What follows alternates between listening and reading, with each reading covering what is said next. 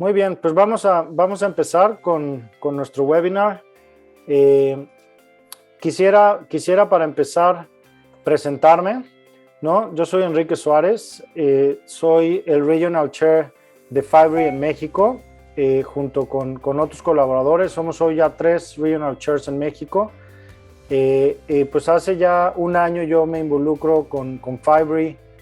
Cuando empiezo a trabajar en un proyecto de tokenización para dar acceso a la gente a que pueda invertir en real estate y encuentro blockchain, y es cuando entiendo pues que esta tecnología pues va a cambiar el mundo, y sobre todo va a venir ya a cambiar el mundo del real estate, el cual, siendo una de las industrias más importantes a nivel mundial, había estado un poco blindada, ¿no?, a los cambios tecnológicos. Habíamos visto cómo la tecnología estaba cambiando modelos de negocios, pues como Uber o como Netflix, pero en real estate había estado de alguna manera blindado, y lo que faltaba era blockchain. De ahí, pues independientemente de mis estudios anteriores, pues me he especializado en blockchain, en negocios con real estate, también en finanzas descentralizadas, y bueno, hoy estamos promoviendo este foro y esta serie de Latam con Fibre, para que todos conozcan más sobre las ventajas de blockchain y que podamos seguir la absorción y implementando nuevas soluciones en el mercado. El objetivo de Fibre Latam Series es el poder crear un espacio de aprendizaje en donde vamos a estar platicando con expertos internacionales de las aplicaciones de blockchain en real estate. Vamos a ver, y la idea es poder traer todo el conocimiento, tanto académico y como práctico, que se está viendo a nivel mundial al mercado de Latinoamérica, para que así no solamente ustedes conozcan, sino también pues se animen a emprender y a innovar con la tecnología blockchain, y podamos seguir creciendo el ecosistema, trayendo nuevas propuestas y creciendo pues el alcance de esta tecnología en real estate. Para esta serie vamos a tener un webinar mensual, el cual se va a llevar los primeros miércoles de cada mes. Vamos a utilizar un reporte anual, que ahorita vamos a platicar del reporte anual que publica Fibre, que este es el tercer reporte anual que publica desde su creación, el cual está en español para todos ustedes y para toda la comunidad, y vamos a utilizarlo como base para nuestros webinars. Entonces los invitamos, me estoy adelantando, pero los invitamos a que lo descarguen. Al final del webinar vamos a darles la liga, pero que lo descarguen, y cada mes vamos a estar platicando de puntos específicos del reporte, y de esta manera ustedes pueden leerlo y pueden llegar de alguna manera ya con un conocimiento previo a los webinars que vamos a estar teniendo. Los próximos webinars que vamos a tener, ya tenemos programado lo que resta del año, del 2021. En octubre vamos a tener el webinar sobre el ecosistema de blockchain en real estate en México. Junto con los otros Regional Chairs vamos a platicarles de cómo está avanzando en la región blockchain, o en México, en el país. En noviembre vamos a tener también, vamos a platicar de cómo la transparencia que nos da blockchain en real estate pues va a cambiar, digamos, o está cambiando ya el mundo, con aplicaciones prácticas que se están viviendo ya hoy en Europa. Y en diciembre vamos a platicar de la centralización de la data en real estate y cómo pues está utilizando la autoridad de blockchain para poder hacerlo. Seguramente muchos de ustedes entendemos que el real estate hoy está pues dividido, ¿no? O está como fraccionalizado, y si uno quiere comprar un inmueble pues tiene que ir al registro público, al agua, a la luz y a las diferentes dependencias. La idea es que toda la data con blockchain hoy es posible. Obviamente faltan que los gobiernos lo aprueben, pero hoy en día ya esto puede funcionar, y ya hay casos reales a nivel mundial que lo estamos viendo, y es parte de lo que queremos platicar con todos ustedes. Dándoles una pequeña introducción de Fibree. Fibree es una fundación, es la International Foundation of Blockchain and Real Estate Expertise. Eso es lo que significa Fibree como tal, pero surge en Ámsterdam en 2018 y es una organización que tiene el objetivo de reunir a profesionales inmobiliarios y especialistas en blockchain y en tecnología para intercambiar conocimiento y de esta manera poder acelerar la adopción de blockchain y de la tecnología en el mundo del real estate. Quisiera también empezar agradeciendo a nuestros patrocinadores. Primero que nada, Serie, que es un patrocinador global de Fibree, y como todos conocemos, Serie tiene pues toda una gama y experiencia en real estate, desde corretaje hasta administración de proyectos a nivel mundial. Muchas gracias también a Mountex, que es una plataforma de inversión inmobiliaria que ayuda a los millennials a hacer su primera inversión por medio de la tokenización de inmueble. A la asociación MX PropTech, que nace para crear un espacio de innovación en México en donde se reúnen los miembros independientes del sector inmobiliario para de esta manera crear un ecosistema de tecnología.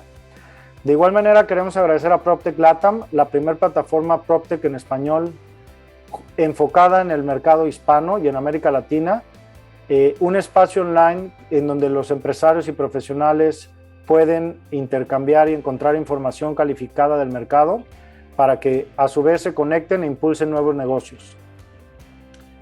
Queremos también agradecer a Colombia PropTech, el ecosistema de mayor impacto hoy en América Latina con influencia en la transformación tecnológica y en el sector inmobiliario.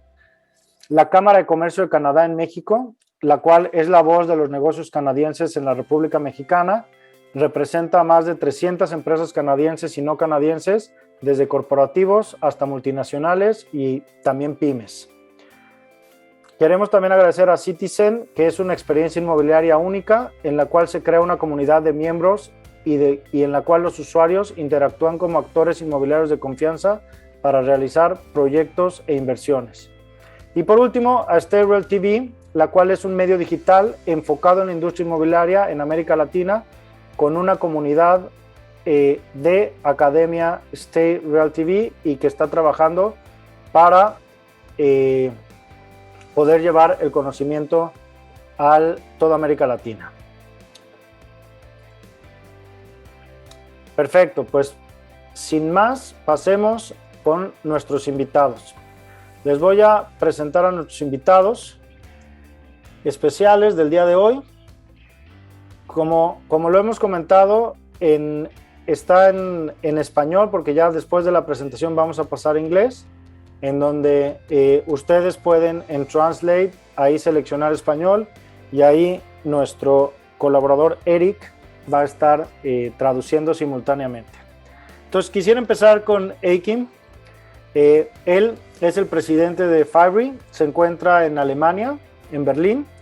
Akim trabajó como arquitecto y gestor de proyectos en Alemania y en Reino Unido. Tiene un MBA en Zurich Business School y durante 6 años fue jefe en Daimler Real Estate. Actualmente trabaja como consultor de transformación digital y blockchain para el sector inmobiliario y en 2016 creó el grupo de encuentro Blockchain for Real Estate en Berlín. Es miembro fundador de la Asociación Alemana de Blockchain y miembro del Consejo de Asesores Build Worlds. Tenemos a Florian, el cual está en Austria, en Viena. Él es cofundador de la plataforma Prisma. Es una ventanilla única para las inversiones inmobiliarias. Cuenta con conocimientos sólidos y amplios de materia inmobiliaria. Adquirió experiencia en finanzas inmobiliarias en Londres y durante 6 años trabajó como director de franquicia y comercializador inmobiliario para una renombrada agencia inmobiliaria austriaca. También trabajó como agente inmobiliario autorizado en el sector residencial y en el ámbito de las propiedades de inversión. Y por último, John, el cual es consultor de blockchain de la industria inmobiliaria con sede en Miami, Florida, en donde creó su propia firma, Power of Chain Consultancy, o POC, que es Power of Chain proporciona servicios de asesoramiento y desarrollo de negocios blockchains a startups y a empresas medianas en los sectores inmobiliarios, de activos de energía verde, tokenización, transaccional y registro de tierras globales y gobierno de la tierra. Pues bienvenidos, y ahora vamos a pasar a platicar directamente con cada uno de ellos. Y vamos también a cambiar ya a inglés para que, por favor, los que quieran la traducción, con mucho gusto lo pueden seleccionar. Great, guys. So we're very excited to have you here. Thank you again for your support in this series and trying to this with the objective of getting more people involved in Fibree with blockchain and real estate. So I would like to start with Akim, and if you can tell us a little bit about the history of Fibree, how it was founded, when and who were the founders, and where does all this organization comes to life? Yeah, thanks a lot, Enrique. Yeah, happy to do that, and thanks for organizing this great event. So you already showed Fibree was founded 3 years ago in 2018. So we just celebrated our third birthday. At that time, 8 kind of community managers from 8 different countries in Europe came together at an event. And each of us, like myself in Berlin, were organizing events around blockchain and real estate at their home cities. And but what we were missing at that point in time was kind of international connection between these activities, and as well maybe to share our knowledge with other locations who maybe just start off organizing similar activities like we did. So, and as we didn't really find this kind of organization we were looking for, it was kind of an easy step to say, let's maybe start something. And so we did this in July 2018. And 6 of these 8 co-founders are still in the board of Fibree. And so meanwhile, we grew the board to 11 members. So we have one member from Colombia, Andres. We have from America, John D. McCunas. And so meanwhile, we became a more international, more diverse board. That is meant to kind of structure Fibree, to bring Fibree, make the next step with Fibree. But the big goal of Fibree is to actually only provide the means for the regional chairs in every region of the world actually to do what they need to do locally, like this event, for example. So I think Enrique probably wouldn't have really needed Fibree to do that. But obviously with the brand Fibree in the background, sharing the report, we kind of enhance the quality, we bring people together, and we think it's really a very good way to share knowledge. Okay, and it's very interesting, and I don't know if you can tell us a little bit more about the structure of Fibree, because we talk of the regional chairs. To be honest, in Spanish there is no translation of chair. It's like where you sit, so it's like la silla, but it's like the ambassadors of Fibree, on the region. So if you can tell the structure, the boards, then we have the North America, the different regions, and then the regional chairs. Yeah, exactly. Yeah. So as I just described, so basically Fibree was founded by different chairs. So that's right. So that might be a difficult translation. So it's kind of local ambassadors, maybe regional ambassadors, you can name it like this. So we founded Fibree from the point of view of somebody who's actually active in his region, and that is still the idea. So Fibree is created for these ambassadors from all over the world. Obviously, kicking this off and having this idea, we needed the board. The board is kind of the executive organ, and all the chairs worldwide are a bit like the parliament. So they should actually kind of they have the energy. They need to kind of run the everyday business basically in their region, and kind of have the board as a kind of steering committee to make maybe the strategic decisions and kind of set the frame for them to work in. As we were growing, so obviously we came from Europe, so we're still very strong in Europe, but it was quickly that we grew in the US as well. Australia is a strong area as well, and then for the last year or two, I would say, we're growing stronger as well in South America and Latin America. And so that's obviously the natural idea, is to make this translation of the report to actually kind of fulfill the core idea of Fibree, to make knowledge accessible. So, and the language shouldn't be a barrier, and that is then the approach we have there. So about like the further organization of Fibree, I think it can be only that your region is active, so you can be just in your region. But I think the value we can provide as a network is that you get like speakers from other countries. You can learn the kind of the basic know-how about doing meetups or exchanging with people, and you have like this brand behind you as well. Okay, great. And I think it's that's something, you know, very important to have and congratulations on all the organization back, you know, for Fibree to really be, so we as regional chairs can start growing a community, can start explaining more about blockchain and all the different like things you can do with blockchain, not just tokenization. Maybe it's the right now the most known, but there's a lot of things that we can change with blockchain in real estate to make a better industry. Mm-hmm. And the other question will be like, how can you or how can any of the participants here engage with Fibree? Yeah, so basically, I mean, Fibree is an open network, so you can just join, become a member, sign up to Fibree via our webpage. We're actually currently just in a transition, so we're like we will start charging a membership fee, but there's still kind of a free membership you can just do if you want to just more or less like get the information. But if you want to be an active member, there will be a shift. So that we have actually more means to actually support like the regional networks as well, and then obviously like just listening to meetups like we hear, that's obviously open for everybody. The report and like the general reports or publications we do, that is accessible.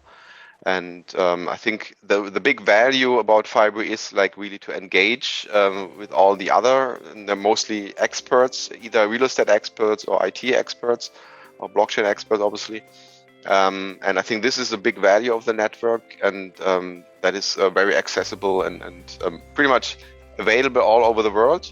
And if there's nothing at your location, you always have the chance to actually kick something off, to start your own regional like ambassadorship, and to actually develop something that works for your location wherever you are. And going into that, I would like everybody here I would like to invite them, because blockchain is so new, but in the whole world, you know, the application it's new everywhere. So in my experience, it's been great that I have access to these people all around the world facing the same problems or facing the same challenges, or, you know, knowing about different solutions that had come all across the world. So for a long time in Mexico and in Latin America, we were kind of a little bit behind, you know, like I was thinking like in the movies, you know, there was this new movie going out to theaters and we will get it like 3 or 4 weeks later because of the distribution or whatever. But now with Fibree, we can have direct access to everything that's going on blockchain and real estate, all the different startups, even though, you know, of course I you can say we are competitors with some of the other companies that are there, but we've been talking with each other, you know, learning from each other, because in the end we have the same goal, that it's to empower people and to help the real estate industry to really transform and absorb technology, and that way make it better for everyone. So you know, it's a great community. Yeah, I completely agree, and I think it's I would even go even one step further. I think there's a good chance that I don't know, like any country in the world who's maybe not so much into this topic yet can leapfrog on certain areas, because I mean that's what the kind of the valuable thing about innovation. I mean, if you just start fresh and you don't have all this baggage carrying around, so that you might just be in the position to start in a decentralized network very much much easier than maybe in an established environment. And so I think that's definitely something what Fibre tries to achieve, and like connect people and really being a really decentralized distributed network itself as well. Great. So we were talking about the report, and I would like to switch to Florian.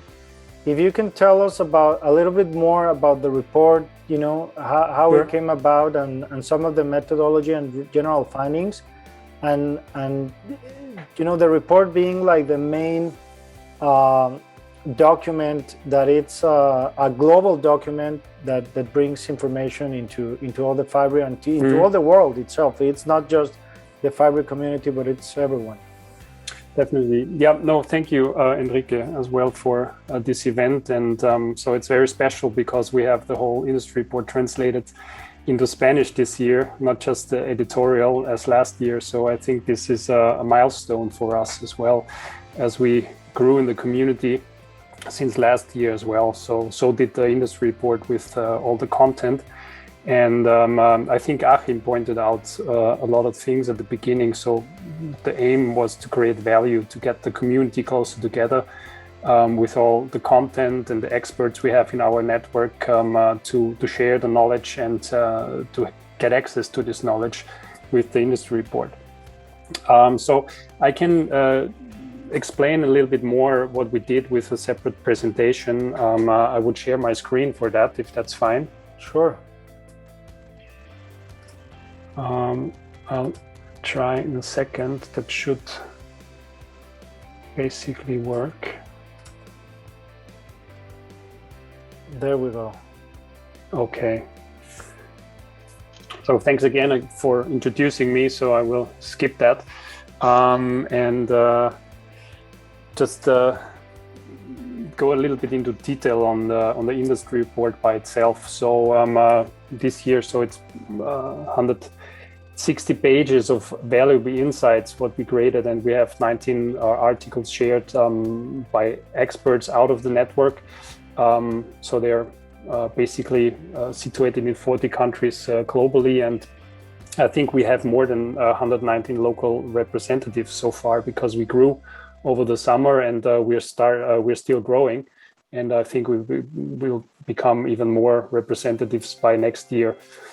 So what we did a research on the market, looking out for the products and basically who is dealing in blockchain and real estate products globally. And this year we found 400 all over the globe.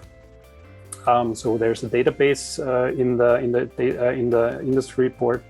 As well, what we have an academic board as well. So what we thought is very useful, that as well, giving access to leading academic institutions. And for the first time as well, we made a little outlook on the investors landscape to see, okay, venture capital, business angels, how do they approach the space of blockchain real estate? So this is a next step even for next year to make it a little bit more detailed. So as last year and the year before, so it's the third industry report, we always have a working group out of Fibre regional chairs voluntarily working on the content and the research. So we looked at the database of last year and looked who is still there, who ceased business, done the desktop research to find out what products are available newly. Based on that, on the 400 products we found, we made a product survey. So we reached out to the product suppliers, asking their more particular questions on their market activities. And as well, we gained the input from our Fibree network participants, from the regional chairs, from the board, from the academic board, and that all went into the outcome of the report itself. All right, if we dive into it, so as I said, we found 400 products this year compared with 2019, 2020. It's a little bit of a shift. So it was 500 products in 2019. And last year it declined. And this year, again, we see a rise in product availability. And if you compare it a little bit with the Gartner hype cycle, you can see that, or we think that we're now a little bit walking out of the trough of disillusionment, entering the slope of enlightenment. So that dent in the curve represents a little bit the product availability as well as in all the global regions we are in, which means a little bit that we now get a better understanding of the products, of what the advantages of the technology, what lies behind, and the practical implementations of it. But still, we are aware that there are certain limitations when it comes to the implementation of blockchain products or blockchain technology with any space in the real estate area.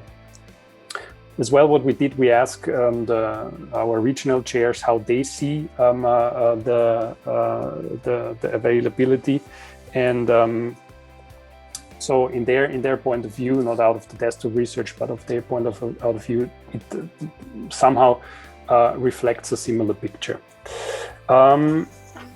So where actually does the action happen? So we start on the global level, dividing up our global regions. In Fibree, we see that Europe basically offers the most products at present, followed by North America.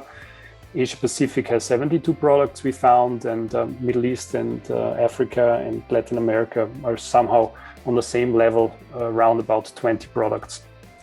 As well, in the region, you see the dent of the Gartner hype cycle curve. So that we had a lot of products, more products in 2019, then it declined, and now we can see a rise again in every continental region we are in.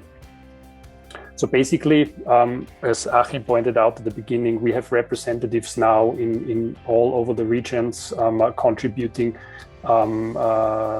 knowledge, and helps us getting a deeper insight on our findings.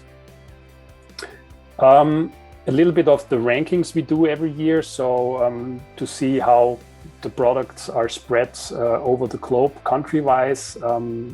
US, UK, Australia, they were somehow leading the field over the years. We can see, so there's a rise in products, 36 more in the US than compared to last year. UK, 10 products more than last year. And so we do this little bit, so we do it every year, comparing to see, okay, where's the shift between the countries? So will be always be some movement here. Some countries, they decline, some countries, they offer new products, but so it just gives a little bit of an overview where each country lies. As well, we do it with the cities. The top cities are still New York and London, so they basically are head-to-head as last year as well, followed by Singapore. We see especially in the strong financial cities that there's that there's a lot of involvement in the place of blockchain products, especially invest in finance. Other cities we found this in Zug in Switzerland, also known as Crypto Valley in that area. So there's a lot of product availabilities in that small town. And we saw a little bit of shift and decline in established cities in Europe this year. So Berlin dropped out of the ranking, Amsterdam, Munich, and as well, we discovered Dubai was ahead last year and now is a little bit falling back. But this can change every day, every month, every year. But this gives just an overview where basically the action is happening. We narrowed it down in our findings. So we defined 8 segments close to the real estate life cycle. And as you can see, the most products being offered in the space of invest and finance, and as well as markets and platforms, because you said it, Enrique, as well, that it's all about tokenization, fractional ownership. This is clearly leading the field. And of course, those products need spaces to be traded, to be exchanged. So markets and platforms and invest in finance, they correlate somehow and make 2/3 of the product availability. And followed by building technologies, which is, so to speak, the tech providers. So they really offer blockchain technology to the real estate space. Less products we found in the areas of manage and operate, transaction escrow services, research and valued, plan and build, and smart city solutions. So they're somehow maybe lacking behind, or there's not a big need to change something in that areas. But we will see and we will discover how this may change in the future. As well, we ask the level of engagement, the regional chairs, our 119 participants or chairs in the Fibree network, and they also see the biggest engagement in the area of invest in finance. And all the other the 8 segments, you can see they're somehow evenly on the same level, a little bit higher research and value. They expect more engagement in that area. But on top of it, invest in finance as well, out of the view of our regional chairs. What we did this year in our report for the first time to just get a little bit of a better understanding of where the market is and where we can expect the developments is we created 2 key indicators. One is the entry point and the other is the Fibree growth stages. And the entry point more or less explains where the initiatives come from. And as you can see, there's more initiatives coming from the tech providers towards the real estate space. On the other hand, there's only 1/5 roundabout initiatives out of real estate seeking tech providers with blockchain. But nearly 30% are somehow a joint venture of both sides. So real estate and blockchain technology, they start initiatives and on products trying to enter the market. Secondly, the growth stages, we try to figure out and to see where those products are in the market, and defined the growth stage 1, which is sort of proof of concept, prototype. Growth stage 2 would be already an MVP, where first users are dealing with the product. And growth stage 3 would be a proper product entering the market, already having clients and market participants. And so as you can see, it's somehow like growth stage 1 is 1/3, so it's equally spread somehow where those products are at current state. And so we broke it down basically to the defined segments to see where the entry points are in the segment of invest in finance, and so in all 8 segments, but for the presentation I'm just focusing on invest in finance and markets and platforms, because that would take too long to talk about all of the stages in detail. But as they are the main segments, we try to see what happens in invest in finance and markets and platforms. So the entry points in invest in finance as the biggest segment, if we look into the areas where they are being offered, we can see that in Europe, North America, Asia Pacific region, that there's the tech providers more or less approaching the real estate space. North America, there's that joint venture quite strong in the middle field, and generally, as spoken before, the approach from the real estate side is not as strong. So it's more the tech providers, and we can see that all over the regions where products are available. In Latin America, we discovered that there's a strong tech providers, obviously. With the growth stages is similar, so we can see a lot of there's already products in the market, proper, fully working, and having clients, and more in North America, then followed by Europe, and growth stage 2 and 1. So MVP prototyping, quite a strong middle field. So in Latin America, as you can see, or we found out, there's obviously some products already strong in the market. Should be 5 products available. Invest in finance, top leading countries. So we narrowed it down, and just to see, okay, US is ahead, then Australia, India. So this is the products which are currently in the market if we have the top 6 leading countries. Markets and platforms, so just briefly, it's similar approach that we see, okay, in that area, we have a strong technology provider approach, as well, strong middle field, and with market and platforms a little bit different. So there's more need or more initiatives coming from the real estate market itself, seeking technology providers. And with the growth stages as well, with market and platforms in that particular segment, we already have a strong foundation of products available, especially in America and North America and Europe, and a little less in APAC region and Middle East and Africa and Latin America. And I think there's a lot of things going on in the middle. So there's people really trying to improve, setting MVPs, trying initiatives, and to enter growth stage 3.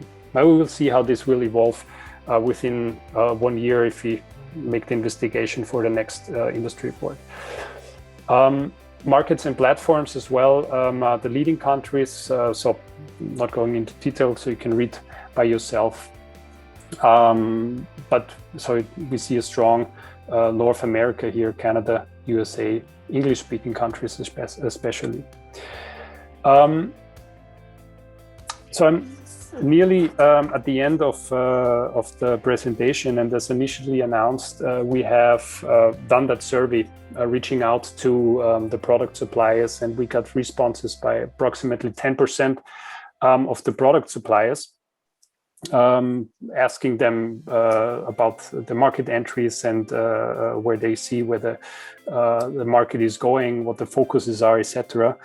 And so comparing the desktop research with the findings, we can also see that like the biggest segments is invest in finance and markets and platforms. And this is well aligned with the question we ask, what the main purpose is in the use of blockchain technology for them. And we see that 2/3 answered that it is tokenization of assets, application of smart contracts and or digital ledgers, or just to facilitate digital payments or transactions. So the findings of the desktop research and statements of our regional chairs, and the survey brings us basically to the conclusion out of this report. And this is somehow the global outlook we can present, is that invest in finance, that segment remains as the biggest segment. And we expect more development and more products which are closely related out of these segments, especially markets and platforms and building technologies. The tech providers might be in the rise, or like those three areas, I think, will be where we can see the most products and the biggest developments. But as initially stated as well, looking at the Gartner hype cycle, there are still some burdens and some thresholds we have to take, especially regulatory burdens, and as well a little bit of the lack of understanding are the biggest challenges. And so I think, Enrique, you're on the right path, starting off with your series and giving the Latam community access to the knowledge and explaining what blockchain is. And as I said initially as well, so it's a little bit a movement out of towards the slope of enlightenment, and to really have a better understanding. And generally, what we see, the market is taking up, and we expect more products for next year. And maybe an industry report which maybe a strong 200 pages, and more products available, more regional chairs representing Fibree. And as well, I'd like to thank at the end to our supporters making the industry report possible, supporting us, and giving us the possibility to produce it and to share it. And thanks as well to the working groups and to everybody who did shared knowledge with us, supported us, and gave us the valuable insights. And so I think it's a really special global product we have at hand, and now it's Spanish as well. And I'm looking forward to growing together. So if you have any questions, particular on the industry report, I'm happy to answer your questions. Thank you. Great, Florian. Thank you very much for this great presentation. I think it gave us a really quick overview of the report. Of course, as I mentioned, we're going to give you the link, or you can go to fibre.org. And you can download it, and there's a whole lot more of information of every country, of all the products that are available. So it's a really great report that's being coordinated by Fibree, and it's built up with all the regional chairs. So I think it's really decentralized report. It comes from every part of the world. I think it's really interesting how we've passed the technology adoption, and now we are going to see how the technology starts really solving problems, and not just the idea of bringing the technology. And for sure, it's one of the main challenge, and probably everybody that is in blockchain has this. And when we just talk about blockchain, they will say, "Oh, you are like Bitcoin," but no, we are not crypto. Blockchain is a lot more than crypto, and of course, crypto use blockchain, but it has a lot of things that applications that we can use it, and especially in real estate. So thank you very much, Florian, for this great presentation. And you're welcome. Again, it's part of the report. It's in Spanish, so everybody here should download it and share it with everyone who's interested. And now going a little bit with John and talking about the different structure that Fibree has. John is part of the board of North America, And I would like, as a specialist in blockchain, if you can tell us, John, that we've seen the graph, but how is your view on the blockchain growth and, you know, around North America and your experience? You are in mute, John.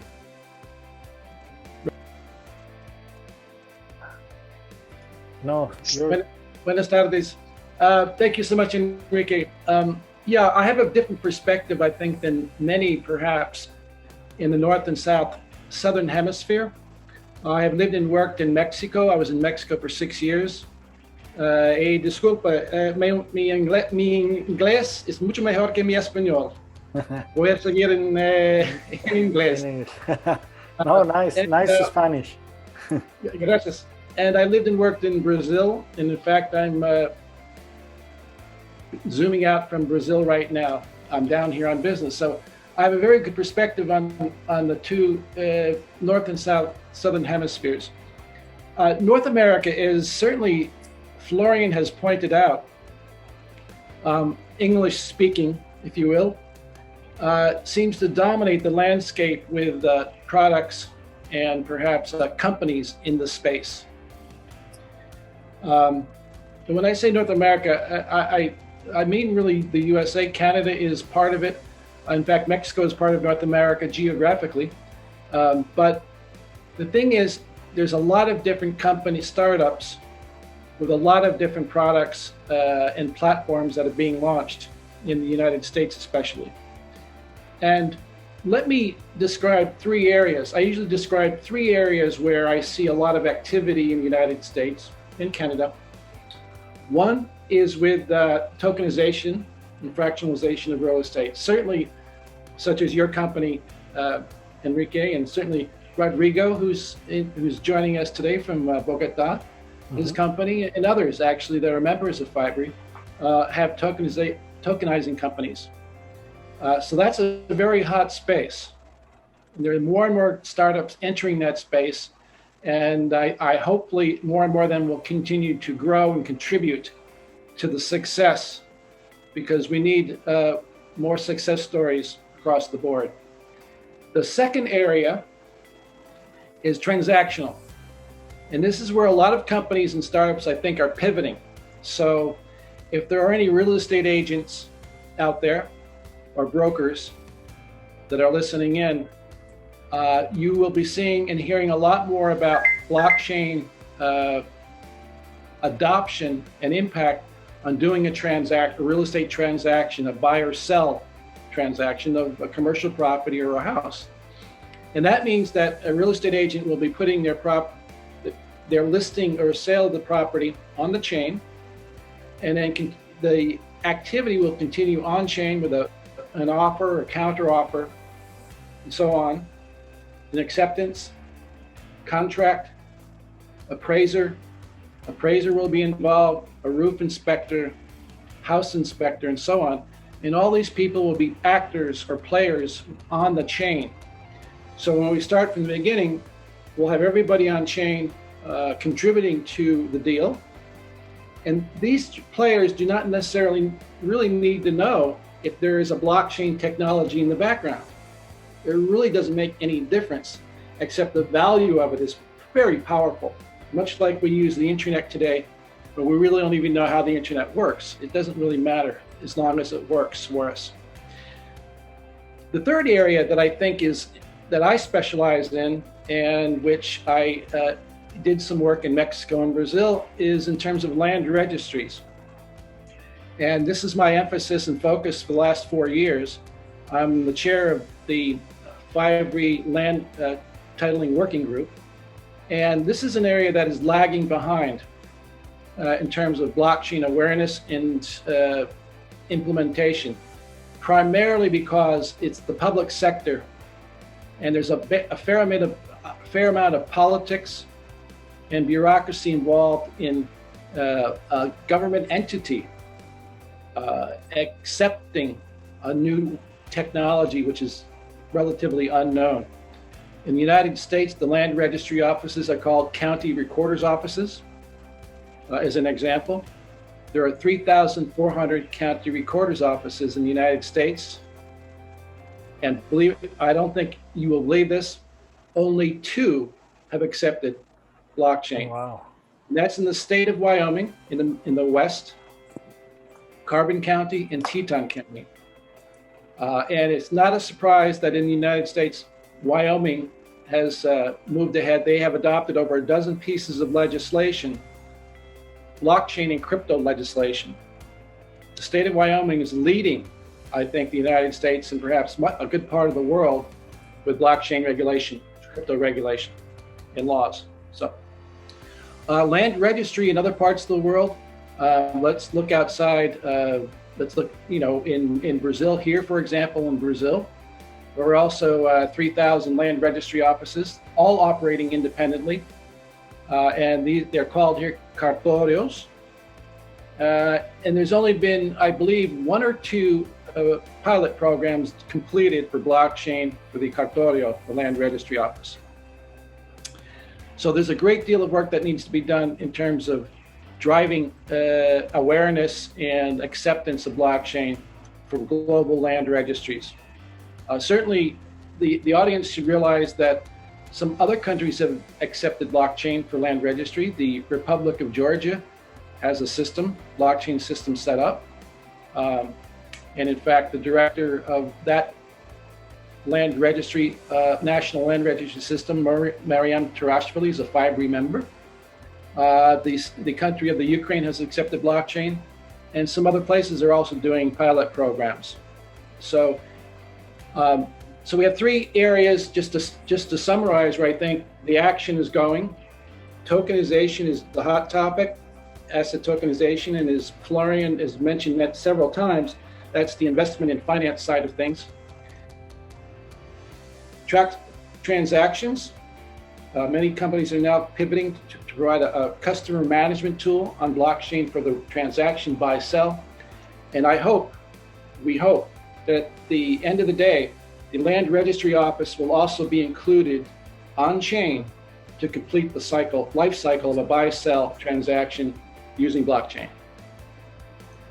Great, John. So yeah, I totally agree that the land registry is like the final closing of the whole process to be able to have the finance part, then all the selling and the change of property or buying or selling with everything that it's involved over there, and then when you can have the security of the land registry or that it's in the end the ownership of the property.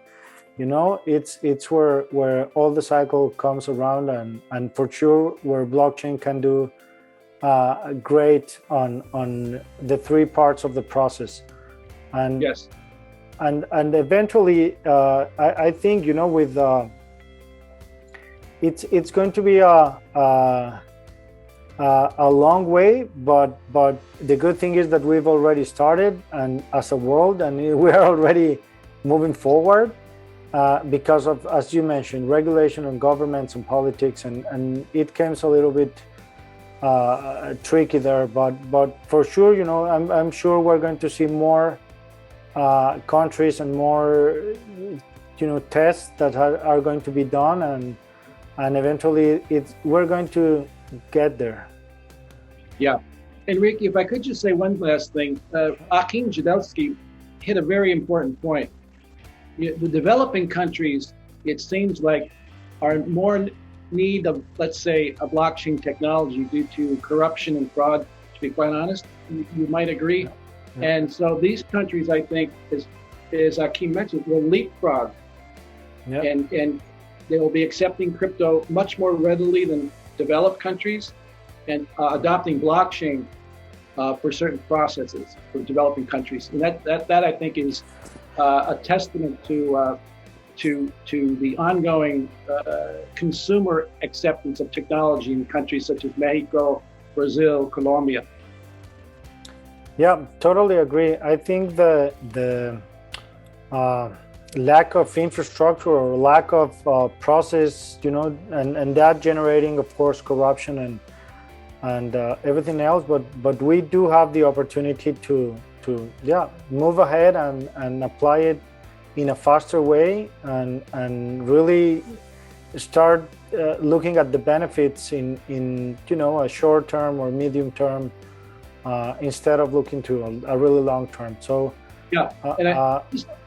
I think Florian hit it right. Just for me to kind of summarize my last thought here, companies like yours and others in Latin America are homegrown, providing homegrown solutions internally for your countries, and I think this is an absolute great thing.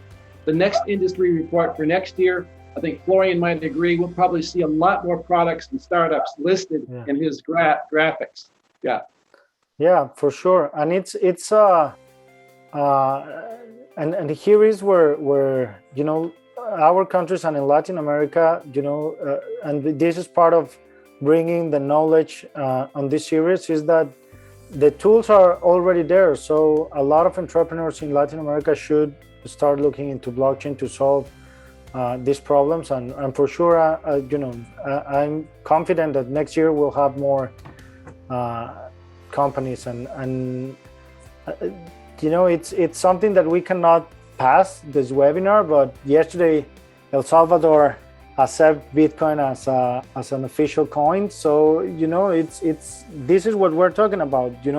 El Salvador has the opportunity to make that leap jump. So let's see what happens. It's still very early, but it will come. Salvador, great example. I think you'll see countries with high inflation rates in developing countries like El Salvador adopting cryptocurrency because of the inefficiencies of the central banks, right? Yeah. They have to. The inflation is, runaway inflation in many countries. So, sure, great, John. Well, thank you for your insights, and we are going to be watching very closely to these three points that you mentioned. So we are running out of time, but I would like to ask everyone if they have some questions. I don't know if we have some. I think there's one on the Q&A. It's from Ricardo Elizalde. It's in Spanish, but I'm going to translate it and see who wants to answer it. It says that the code should be shared with everyone and with the regulators of each country, so they can create smart contracts and contracts of that could be reviewed by everyone.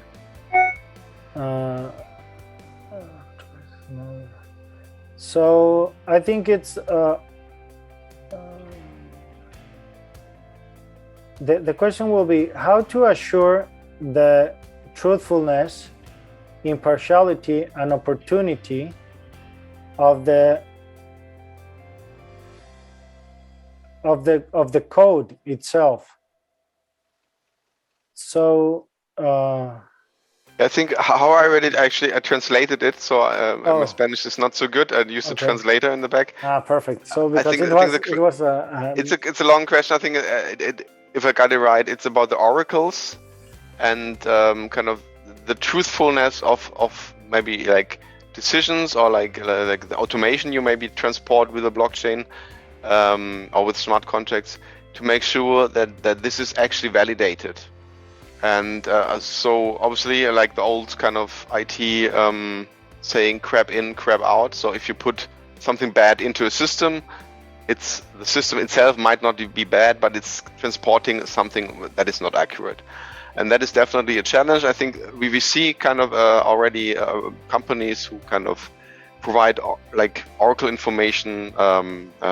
They're already around, but obviously it's not enough. And I think this has to be a government issue, kind of. So you have to, I mean, what John said about land registry and title insurance, and I think this whole aspect that is anyway kind of supervised by the state, at least in Europe. I'm not so an expert in the US. So, I mean, you need to kind of get the official side on board to utilize this technology and use their systems to validate information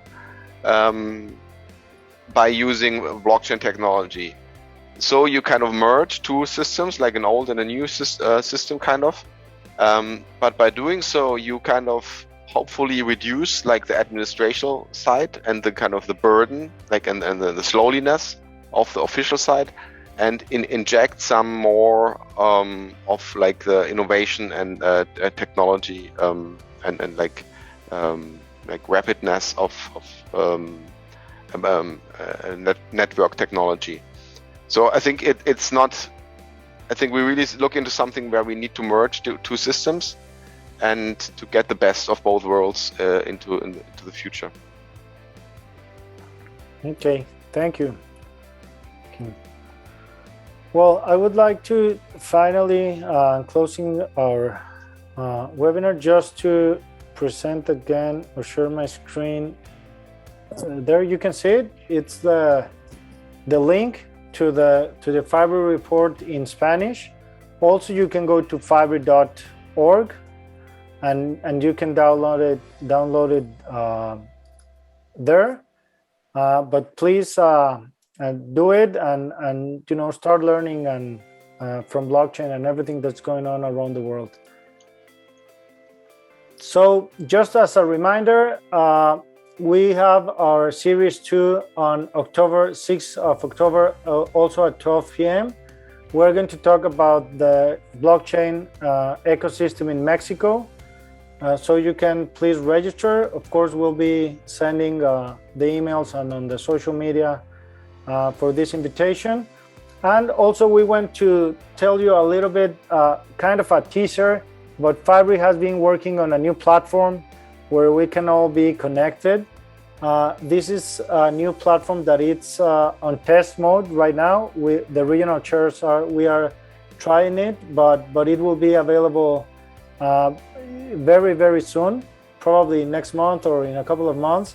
But it's a whole platform where we have all the information in one space. So it's going to be great. So we will inform you when it's ready. But this will even make easier the communication through all the world. And we're going to be able to see all the regional chairs and what are the products and the different groups. So it's going to be great.